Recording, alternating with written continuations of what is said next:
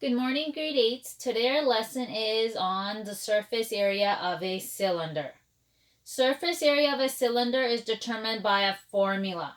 So in the last three lessons when we looked at rectangular prisms, cubes, and triangular prisms, we have to find the area of each face and then add it together. With a cylinder, we don't have to do that. We're going to use a formula. So the formula is surface area is equal to 2 times it with pi times it with r squared plus pi times it with d times it with h. The second formula is just this formula, but I just expanded r squared. R squared is the same thing as r times it with r. So surface area is 2 times it by pi times it by r times it by r plus pi times it by d and times it by h. So we have a lot of letters in this, so you need to know the meaning of the letters. R stands for the radius of the circle, D stands for the diameter of the circle, and H stands for the height of the cylinder.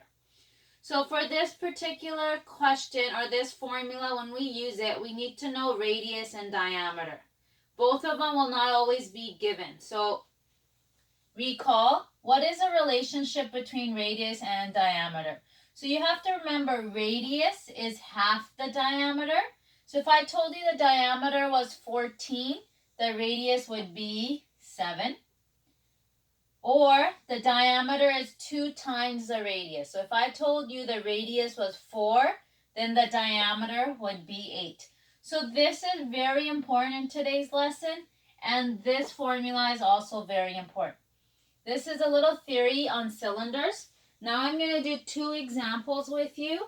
And after that, you can start working on your worksheet. And the worksheet is very similar to the 2 examples I'm going to do with you. So example 1, find the surface area of each cylinder. We're going to do 2. So if I look at the cylinder, sorry, my drawing's not the best. And if I look at the cylinder, they give me the radius of 7 and they give me the height as 4.5. So your first step in surface area cylinder, start off with your formula. So I know my surface area is equal to 2 pi r squared plus pi times d times h.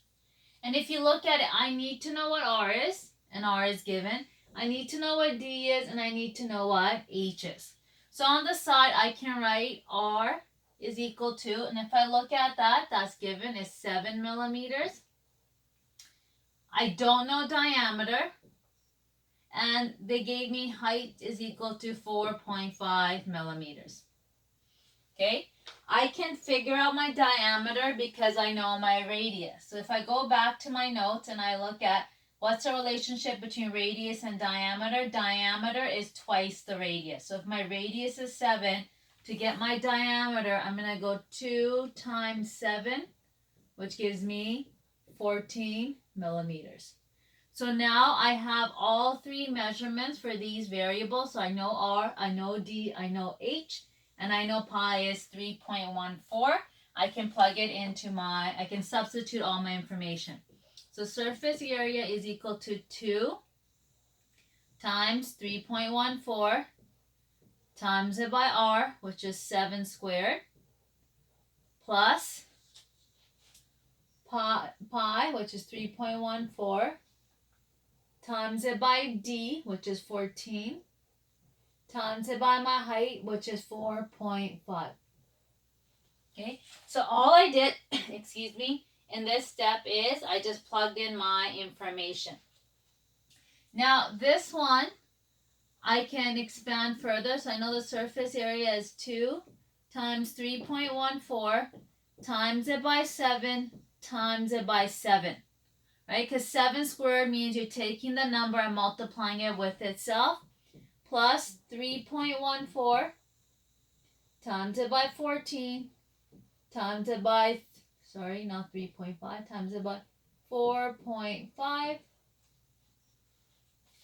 Okay, once I've done this, I always tell the kids, you see this plus sign? Calculate this part first, and then calculate this part second. Do it in 2 steps. So my surface area is going to be equal to 2 times 3.14 times 7 times 7. That gives me 307.72. Then I take 3.14 times it by 14 times it by 4.5, and I get 197.82. And now my last step is going to be to add those two numbers together. So I get 505.54 millimeters squared. Again, my units is squared, and that is my final answer. Okay, so for all your questions, you can use this formula, and you're only going to get two scenarios. In one scenario, I can give you a cylinder with the radius, and in your second scenario, I can give you the diameter, and those will be the two types of questions. I'm going to show you when a diameter is given, how to solve the question. So my second example, it gives you a cylinder, and in this cylinder this time, they don't tell you what the numbers mean. They don't tell you if they're giving you the diameter, or they're giving you the height, or they're giving you the radius. So you have to look at your cylinder and you have to figure it out. So if I look at this cylinder, if I see the line going across my circle through the center, I know that's my diameter. So I know 12 is my diameter. And then if I look at the number 16, it's vertical going up and down. So they're showing you the height of your cylinder. So the 12 is your diameter and the 16 is your height. So once I figured what numbers were given, I can start solving for the surface area. Again, my formula still is surface area is equal to 2 pi r squared plus pi times d times h. Okay, so now I don't know my r this time. I know my diameter is equal to 12, and I know my height is equal to 16. So I can figure out my r because I know the relationship between these two. I know that the radius is half my diameter, so I can take my diameter divided by 2, and that gives me my radius. So now I have all three numbers which are important for me to solve this question. So my next step is I'm just going to substitute it. So my surface area is equal to 2 times pi times r, which is 6, times r, which is 6, because r squared is 6 times 6, plus pi times d, which is 12, times my h, which is 16.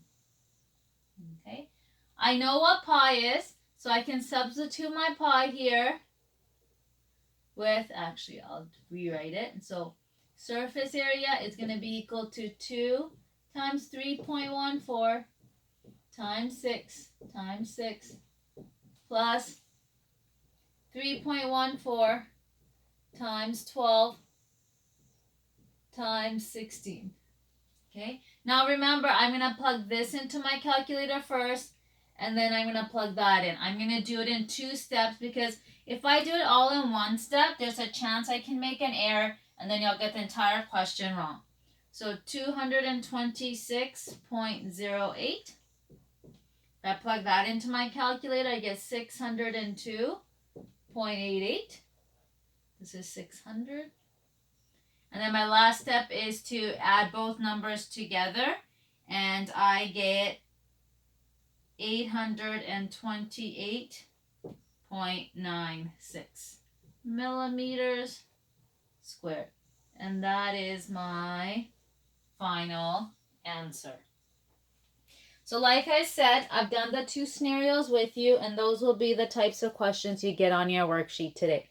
If you have any questions and concerns, please email me or send me a message on Teams. Bye.